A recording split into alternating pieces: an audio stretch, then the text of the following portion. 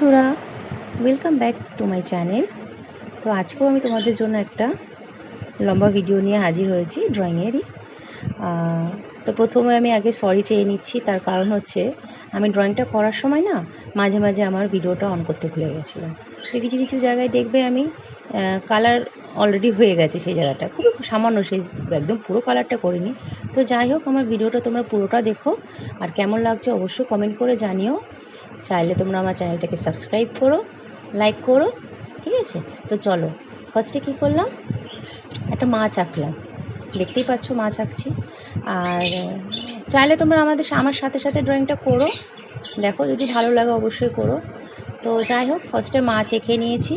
আর হ্যাঁ, যখন তোমরা ড্রয়িং করবে না, সবার জন্যই বলছি, যে যারা বিগিনার্সের জন্য তাদের বলছি, যখন তোমরা ড্রয়িং করবে পেন্সিলটাকে না খুব চেপে চেপে ধরে আঁকবে না, তাহলে কী হয়, একটা ছাপ পড়ে যায়, যেটা ঠিক নয় ড্রয়িংয়ের জন্য।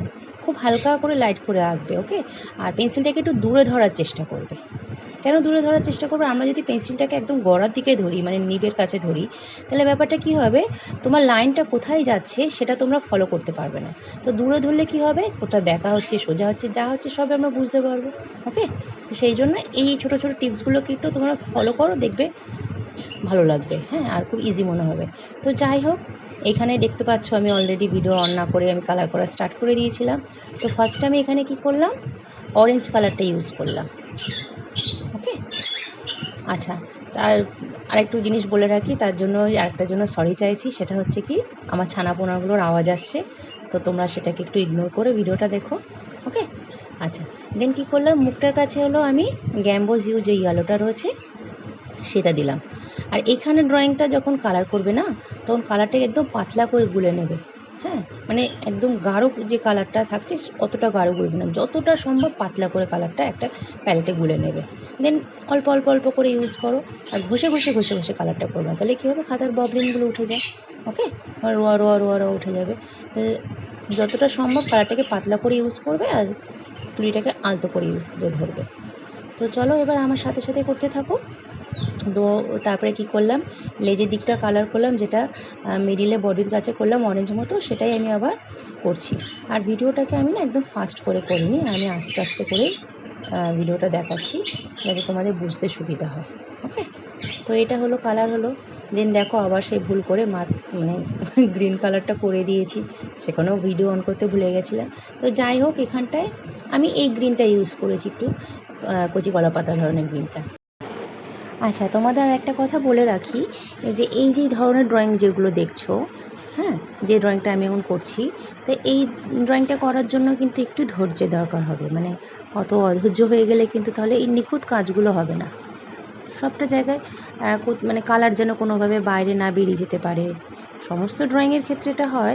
তবে কী হয়, ল্যান্ডস্কেপ বা যে কোনো সিনারি করতে গেলে ঠিক আছে, মানে একটুখানি কালার দিয়ে দূরের জিনিসকে ওইভাবে অস্পষ্টভাবে বোঝানো যেতেই পারে, তখন ওটা ম্যাটার করে না। মিনস মানে সে ঠিক আছে, মানা যায়।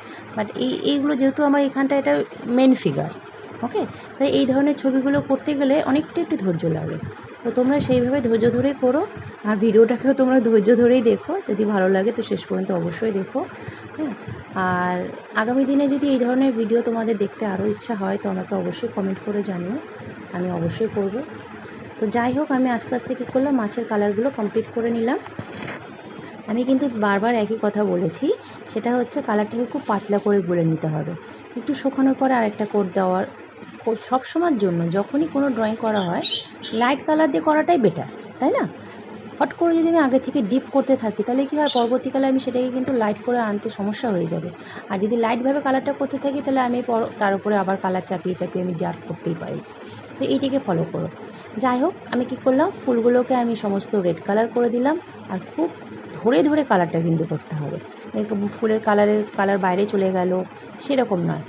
আর স্টেমগুলোকে আমি গ্রিন করে নিলাম, ছোটো ছোটো যেগুলো সরু সরু স্টেমগুলো রয়েছে। আমার পাশ দিয়ে আবার ছানাগুলোর আওয়াজ আসছে। আমার ছানাগুলো সারাদিন কথা বলতেই থাকে, বক বক বক বক করতেই থাকে। এনিওয়ে, চলো আমরা ড্রয়িংয়ে মন দিই। এবার কি করতে হবে, ব্ল্যাক পেন দিয়ে কী করবো, সুন্দর করে মানে ধরে ধরে ধরে ধরে সমস্ত কিছু একদম বর্ডার করতে হবে, সূক্ষ্মভাবে বর্ডার করতে হবে। দেখো আমি বর্ডার করে নিয়েছি, আর একটুখানি আমার সুবিধার জন্য আমি সাইডটা একটু চেঞ্জ করে নিয়েছি। আমি বসেছিলাম এই সাইডে, ওই সাইডে গিয়ে বসেছি। এনিওয়ে মাছটারও সেম তাই বর্ডার করে নিলাম। আর ওই যে পেন্সিল দিয়ে যে ডিজাইনগুলো দিয়েছিলাম, মাছের আঁশের যে ডিজাইনগুলো দিয়েছিলাম ভিতরে, সেগুলোকেও তোমরা আস্তে আস্তে করতে থেকো। ওকে, যদি মনে হয় যে জায়গাটা আর একটু ডার্ক হলে ভালো লাগবে, তাহলে যখন পেনটা ইউজ করছে তার সাইডগুলো বর্ডারগুলো একটু ডার্ক করে দিতে পারো। তবে এই যে বললাম শুরুতেই, খুব হালকাভাবে ধরো সমস্ত কিছুকে, চেপে চেপে করলে কি হয়, ইমপ্রেশন হয়ে যায় নেক্সট পেজে। তারপরে দেখো কী করছি, মাছের ভিতরে যে ডিজাইনগুলো ছিল পেন্সিল দিয়ে আমি হালকাভাবে করেছিলাম।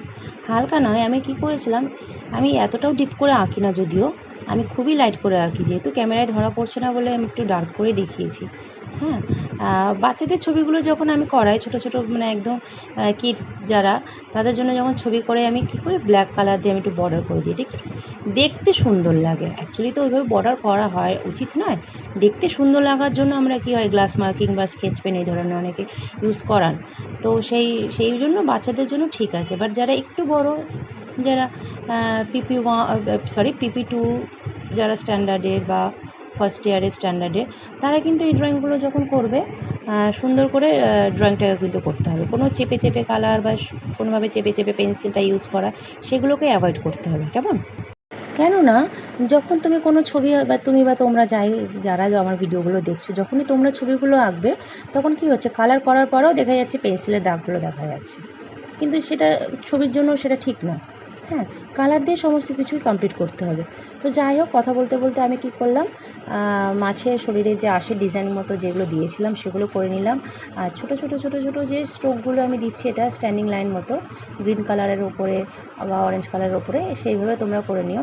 আর এখানে আমি না জেল পেন ইউজ করেছি, ঠিক আছে, ওয়াটারপ্রুফ জেল পেন ইউজ করেছি। মানে ডট পেনও ইউজ করতে পারো, কোনো সমস্যা নেই।